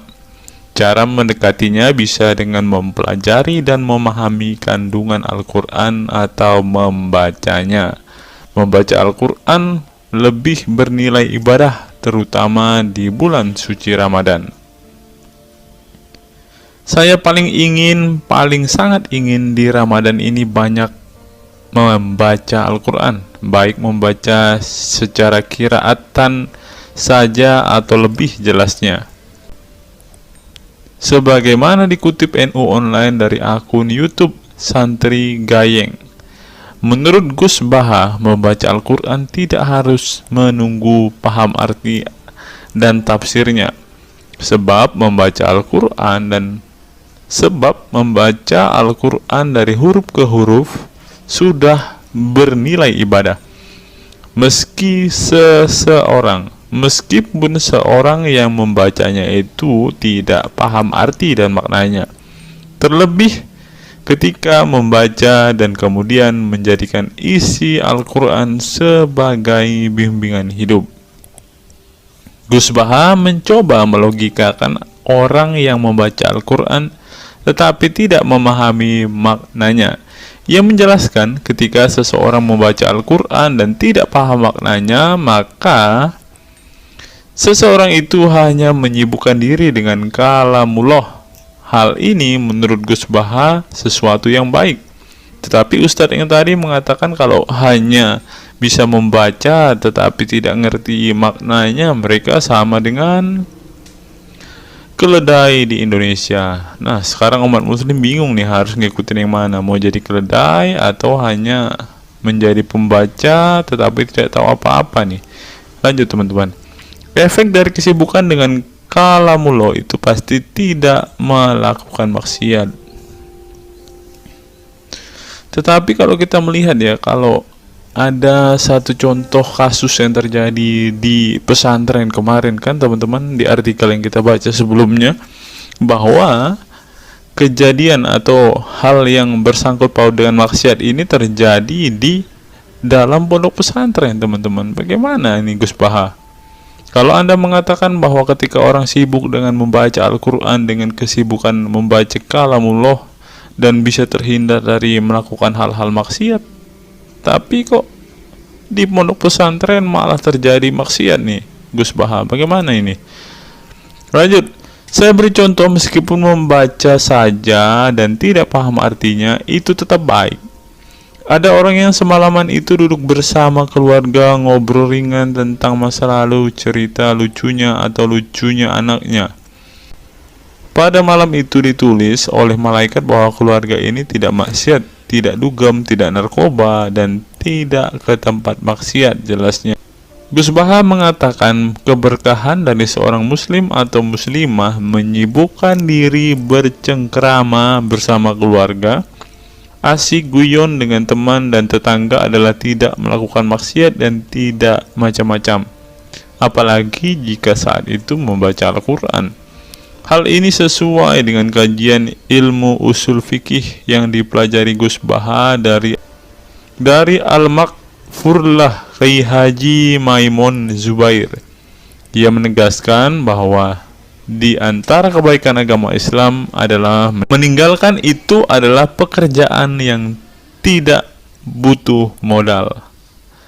Gus Baha menjelaskan, apabila seseorang ingin mendapat pahala sholat, maka harus sholat. Kalau ingin mendapat pahala haji, maka harus haji. Namun ada kebaikan yang tidak perlu modal, yaitu meninggalkan kemungkaran. Caranya cukup meninggalkan hal-hal yang dilarang Allah. Cara meninggalkan kemungkaran bisa dengan bercengkrama dengan keluarga, baca Al-Quran, bercanda dengan teman, dan hal positif lainnya. Sehingga kalau ada orang yang tanya, kenapa baca Al-Quran meskipun tidak paham itu dapat pahala? Satu, karena itu kalamullah. Kedua, sebagai kebaikan itu adalah meninggalkan kemaksiatan. Meninggalkan itu bisa dilakukan dengan hal-hal mudah. Ini pentingnya ngaji. Saya ngaji usul fikih dengan Kai Haji Maemun, abahnya Gus Yasin, katanya. Gus Baha mengaku sejak kecil ia sudah terbiasa membaca dan mempelajari Al-Quran, bahkan hingga saat ini. Kebiasaan Gus Baha mempelajari Al-Quran yang berlangsung puluhan tahun ini membuatnya memiliki kecintaan yang mendalam dengan kitab suci yang diturunkan kepada Nabi Muhammad itu. Ia juga membaca banyak literatur klasik maupun modern untuk memahami Al-Quran. Kemudian melakukan diskusi dengan banyak pakar Al-Quran dari berbagai daerah dan negara tentang berbagai tema. Tetapi syukur-syukur bacanya Al-Quran itu paham. Artinya paham sesuai dengan kapasitas masing-masing. Saya mulai kecil hingga sekarang masih ngaji Al-Quran, masih belajar, juga masih terus mencari ilmu. Ucap pengasuh pondok pesantren Tahfidzul Quran LP3 IA Rembang, Jawa Tengah itu. Nah teman-teman, setelah mendengarkan apa yang dikatakan Ustadz Munzir Situmorang dan juga Gus Baha ini, taulah kita sekarang mengapa ketika ada debater-debater Islam yang berdebat dengan saudara-saudara apologet-apologet Kristen kita, mereka tidak paham sama sekali dengan Quran mereka, dengan hadis mereka, karena ya seperti ini teman-teman. Membaca Al-Quran, menghafal Al-Quran itu adalah sebuah ibadah bagi kepercayaan mereka teman-teman. Walaupun mereka tidak paham apa yang mereka baca, walaupun mereka tidak mengerti sama sekali apa yang mereka baca teman-teman, yang penting dibaca saja, itu adalah sebuah amal baik. Nah teman-teman, kita belajar bahwa ketika apologet Kristen berdebat dengan para apologet Islam atau dengan para polemikus Muslim, inilah yang terjadi teman-teman. Mereka tidak paham sama sekali ketika mereka ditanya isi hadis dan Qur'annya. Karena pada intinya atau pada kenyataannya, seperti pengakuan dua ustadz ini tadi, bahwa memang benar umat muslim itu hanya senang membaca, hanya suka membaca, hanya suka mengimani, tetapi tidak paham sama sekali dengan apa yang mereka baca dan imani teman-teman.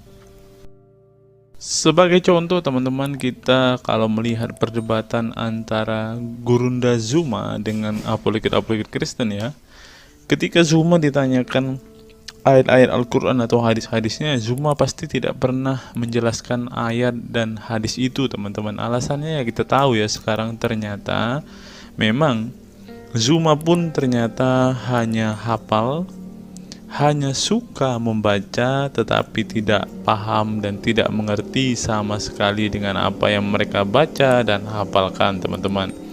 Ya, jadi kita bisa ambil kesimpulan bahwa orang-orang model seperti ini sama seperti keledai di Indonesia, seperti yang diungkapkan oleh Ustadz Munzir Situmorang tadi teman-teman.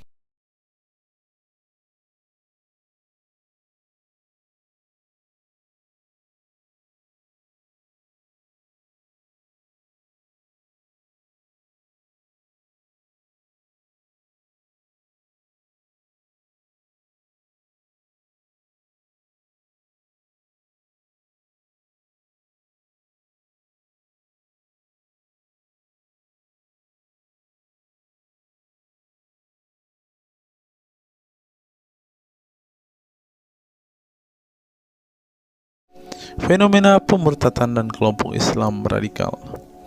Sejumlah sarjana Islam mengemukakan hukuman seorang murtad adalah hak prerogatif Tuhan, bukan wewenang manusia. Masalah pemurtadan selalu menjadi isu penting dalam sejarah wacana keislaman. Dalam Islam, tindakan atau sikap seseorang muslim meninggalkan agama Islam, baik dengan perkataan maupun dengan perbuatan, disebut dengan ridah atau irtidad dalam bahasa Arab. Dan orang muslim yang melakukan tindakan ini disebut murtad. Nah, seperti yang dikatakan oleh Yakut tadi teman-teman, dengan mengatakan toa itu seperti gonggongan anjing, dia sudah murtad teman-teman. Itulah sebabnya saudara-saudara muslim menganjurkan dia untuk istighfar dan mengucapkan 2 kalimat syahadat kembali. Lanjut. Seorang dikatakan murtad belum tentu mereka pindah atau konversi ke agama baru. Bisa juga mereka kemudian memilih untuk tidak beragama, menjadi sekuler, ateis, agnostik, dan lain sebagainya. Masalah pemurtadan ini bukan hanya diskursus dan fenomena eksklusif dalam Islam saja, tetapi juga dalam agama-agama lain ya. Ada banyak pendapat di kalangan sarjana muslim tentang status ridah yang dan bagaimana seharusnya memperlakukan seorang murtad. Ada yang berpendapat ridah adalah masalah kepolitikan, bukan masalah teologi keagamaan, sehingga orang yang keluar dari Islam murtad tidak perlu dikenai hukuman apapun, termasuk hukuman pembunuhan.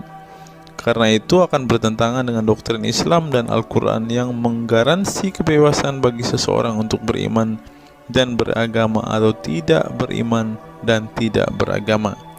Bagi mereka, sejarah hukuman pembunuhan bagi orang-orang yang keluar dari Islam lebih mengacu pada fenomena dan alasan sosial politik belaka. Dengan kata lain, kata murtad bagi mereka mengacu pada pengertian pembangkangan politik ketimbang pemberontakan teologis. Tak ada konsensus mengenainya. Tetapi ada pula yang berargumen bahwa masalah pemurtadan adalah masalah teologi keagamaan, sehingga orang yang mendeklarasikan diri keluar dari Islam harus dihukum bunuh seperti yang dipraktikkan oleh generasi Islam pasca wafatnya Nabi Muhammad. Menariknya, sejumlah sarjana Islam terkemuka, baik klasik maupun kontemporer, baik Sunni maupun Syiah, sebut saja seperti Muhammad bin Ahmad al-Saraki, Abu al-Walid al-Baji, Ibrahim al-Naqi, Ibnu al-Human, Buharuddin al-Mahinani hingga Ali Goma, Husin Ali Mutazir, Zafir Ahmad Gamidi, dan Torik Ramadan menyatakan tidak ada konsensus dari para ulama tentang hukuman bunuh bagi seorang murtad. Mereka juga menegaskan bahwa hukuman seorang murtad adalah hak prerogatif Tuhan, bukan wewenang manusia. Nah, sekarang kalau kita melihat, ada seorang ustadz mengatakan, siapa namanya itu, Abdul Somad bilang, bagi yang murtad darahnya halal. Nah, gimana ya dengan Abdul Somad ini teman-teman? Dia sudah tidak menghidupi apa yang diajarkan oleh pendahulu-pendahulunya teman-teman. Lanjut, masalah sejarah dan fenomena pemurtadan dalam Islam ini dengan baik dikupas oleh Abdullah Said dalam Freedom of Religion, Apostasy and Islam, atau Taha Jabir Al-Wani dalam Apostasy in Islam, A Historical and Scriptural Analysis.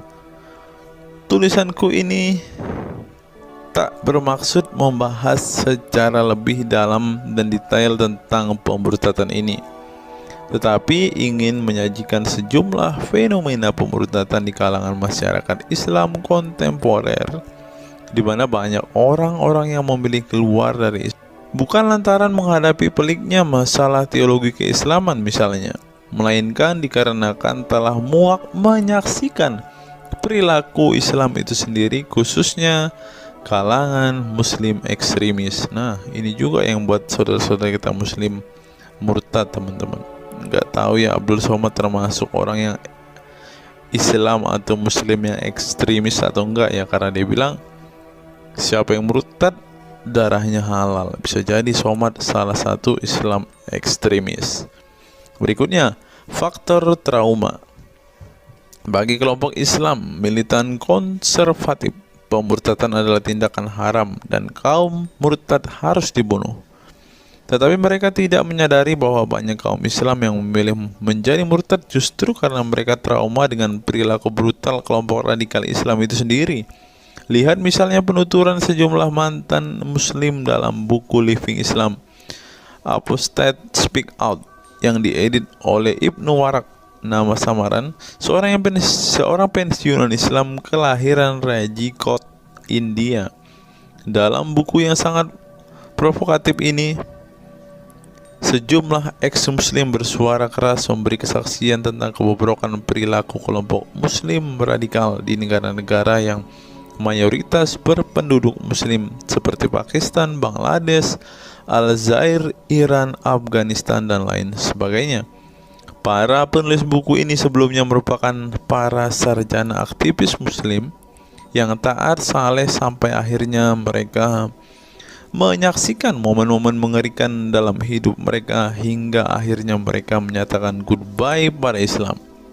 Lihat teman-teman, mereka ini adalah saksi keekstriman Islam, teman-teman. Kini mereka memilih menjadi Kristen, agnostik, ateis, humanis, sekularis, free thinker, dan lain sebagainya. Setelah mendeklarasikan dari emoh pada Islam, mereka kemudian pada umumnya memilih tinggal di Barat, khususnya Amerika Serikat, Kanada, Eropa Barat, dan Australia. Karena kalau mereka tinggal di Arab ya pasti dipenggal, teman-teman.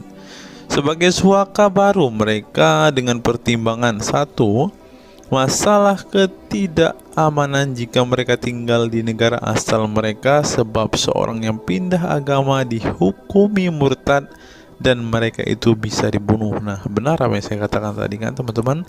Yang kedua, lantaran di Barat ada jaminan soal kebebasan beragama. Nah, kalau di negara asal mereka hanya satu agama, teman-teman. Kalau mau meluk agama lainnya, siap-siap dipenggal karena darahnya halal. Inilah ajaran Islam yang asli.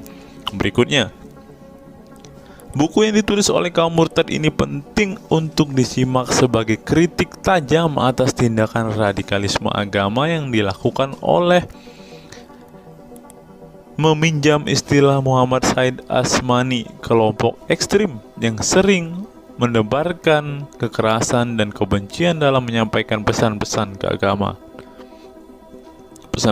keagamaan tanpa disadari bahwa perilaku sadis dan barbar mereka telah menyebabkan sebagian umat Islam frustasi dan kehilangan kepercayaan terhadap agama mereka, kemudian memilih hengkang dari Islam. Ini menunjukkan bahwa masalah pemurtadan atau proses konversi tidak semata-mata masalah teologi keagamaan, tetapi juga sosial, politik, dan ekonomi. Itulah yang dialami Ibnu Warok, Ali Sina, Anwar Saik, Faisal Muhammad, Syarek Malik, Samia Libini, Abul Qasem, dan masih banyak lagi.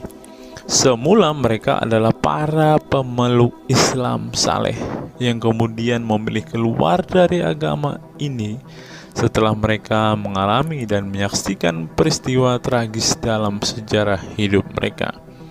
Simak misalnya penuturan Ali Sina dalam Why I Live Islam, My Passage from Faith to Enlightenment. Ali Sina yang masih keturunan Ayatollah Iran ini menuturkan pengalaman getir hidupnya menyaksikan serangkaian horor di negaranya Iran. Dia mengatakan sejak Ayatollah Khomeini berhasil menggulingkan diktator Shah Reza Pahlavi pada tahun 1979, segera ia mengganti ideologi sekuler negara dengan ideologi Islami yang tunduk sepenuhnya pada otoritas Khomeini. Masih menurut Ali Sina, alih-alih ingin menegakkan kedaulatan Tuhan, dalam praktiknya yang terjadi justru penegak kedaulatan Khomeini, di mana melalui agen rahasianya yang bernama Saza Mene Ate Laat Fa Amniate Keskharar, yang disingkat SEFAK, dia dan para pendukungnya menghancurkan siapapun yang tidak mau tunduk pada otoritas politik keagamaannya, termasuk bekas sekutunya. Maka pada saat Imam Khomeini berkuasa, kata Sina, nyawa pun menjadi sangat murah. Ribuan orang Irak dibunuh sebagai efek perang teluk antara Iran-Irak. Ribuan pengikut Bahai Faith disiksa dengan tuduhan murtad, dan ribuan penduduk Iran yang menolak otoritas politik dan agama sang imam dipenjara. Nasib kaum perempuan lebih tragis lagi. Sebelum dibunuh, mereka diperkosa oleh tentara syariat dengan alasan sebagai imbalan pembangkangan kepada sang ayatollah sekaligus tiket menuju surga. Oh, ngeri teman-teman, tiket menuju surga. Peristiwa tragis semasa rezim Khomeini ini membuat Ali Sina trauma dan kehilangan kepercayaan terhadap Islam sehingga ia memilih murtad. Sekarang ia mendirikan Faith Freedom Foundation untuk mengadvokasi orang-orang yang ingin meninggalkan Islam. Selain Ali Sina, pengalaman getir juga dialami oleh Abul Qasim Bangladesh, Sherak Malik Pakistan, Anwar Saik Pakistan Bertain, Nadia dari Maroko, Samia Libina dari Tunisia, Azad dari India, dan masih banyak lagi. Setelah mengalami dan menyaksikan sejumlah peristiwa tragis kekerasan agama yang dilakukan kaum muslim radikal di negara mereka, mereka kemudian hijrah ke iman yang baru. Memang tidak bisa dipungkiri di negara-negara berbasis Islam itu telah terjadi sejumlah peristiwa sadis yang dilakukan sekelompok rezim muslim militan dan kaum radikal agama demi ambisi politik kekuasaan mereka. Atas nama agama dan penegakan syariat Islam, mereka melakukan serangkaian teror dan kekerasan terhadap kelompok minoritas dan lawan-lawan politik agamanya. Penulis perempuan Mesir Bat Ye'or telah menunjukkan dengan baik sebagian dari sejarah gelap radikalisme kelompok militan konservatif terhadap kaum minoritas ini dalam buku The Decline of Eastern Christianity Under Islam From Jihad to Dhimmitud. Dalam buku ini, dia berpendapat bahwa konsep dhimmi, khususnya Kristen dan Yahudi yang secara literal mengacu pada definisi protected people, orang-orang yang dilindungi, dalam realitasnya justru menjadi kelompok yang diperas, dieksploitasi karena di samping dipaksa membayar pajak pada pemerintah, mereka tidak pernah menikmati hak-hak sipil sebagai warga negara. Di negara-negara berbasis syariat Islam, mereka memang menjadi warga negara kelas 2, kalau bukan malah tidak berkelas lagi. Wah. Tidak hanya non-muslim saja, kaum muslim yang kebetulan berseberangan dengan ideologi dan aliran keagamaan rezim penguasa, baik rezim Sunni maupun Syiah, juga mendapat perlakuan kejam dan diskriminatif. Sebagian dari kaum muslim yang dizolimi oleh rezim Islam ekstrim ini masih bertahan memeluk Islam. Tetapi sebagian lain lebih memilih kabur ke negeri lain dan emoh memeluk Islam lagi. Ilustrasi di atas merupakan peringatan keras sekaligus memberi pelajaran berharga bagi umat Islam. Dengarnya saudara-saudara Islam, khususnya kelompok muslim militan konservatif yang selama ini getol berdakwah dengan cara-cara kekerasan dan intoleran. Perilaku brutal dan aksi-aksi kekerasan yang mereka lakukan tidak hanya menyebabkan simpati publik terhadap kaum muslim merosot, atau melorotnya tingkat kepercayaan publik terhadap Islam sebagai agama damai, toleran, pluralis, dan rahmatan lil alamin. Tetapi lebih dari itu, tindakan konyol kaum radikal agama ini telah menyebabkan pemurtadan sebagian umat Islam itu sendiri. Kedepan kaum muslim harus menebarkan Islam dengan cara-cara damai, santun, dan toleran, bukan dengan tindakan keras, kasar, dan intoleran yang justru merugikan Islam dan kaum muslim itu sendiri. Jika memang Islam itu agama rahmat bagi alam semesta, maka buktikan itu dengan tindakan nyata. Wallahu alam bishawab. Nah, itulah fakta-fakta yang bisa saya sampaikan pada kesempatan hari ini, teman-teman. Kiranya fakta-fakta ini dapat membuat kita semua sebagai umat Kristen semakin bersemangat berdoa, terlebih memberitakan Injil kepada saudara-saudara muslim kita yang benar-benar rindu, yang benar-benar ingin dan haus mendengarkan kabar baik, teman-teman. Karena Alkitab memang mengatakan ada orang-orang yang hatinya sudah tertutup untuk Injil dan mereka tidak akan pernah mendengarkan kabar baik itu. Bagi saudara-saudara muslimku, segeralah murtad, karena sesuai dengan apa yang kita bacakan hari ini, banyak sekali fakta-fakta yang di luar nalar yang bisa menjadi alasan kalian untuk meninggalkan agama Islam. Apa pendapat teman-teman setelah menyimak video ini? Silahkan tuliskan komentar waras teman-teman di kolom komentar video ini, agar banyak orang semakin waras dan semakin sadar bahwa hanya Yesuslah satu-satunya Tuhan dan Juru Selamat. Hanya Yesuslah satu-satunya yang menyediakan surga bagi setiap orang yang percaya kepadanya. Salam waras, salam sadar. Sampai bertemu di video-video kita berikutnya. God be with you all.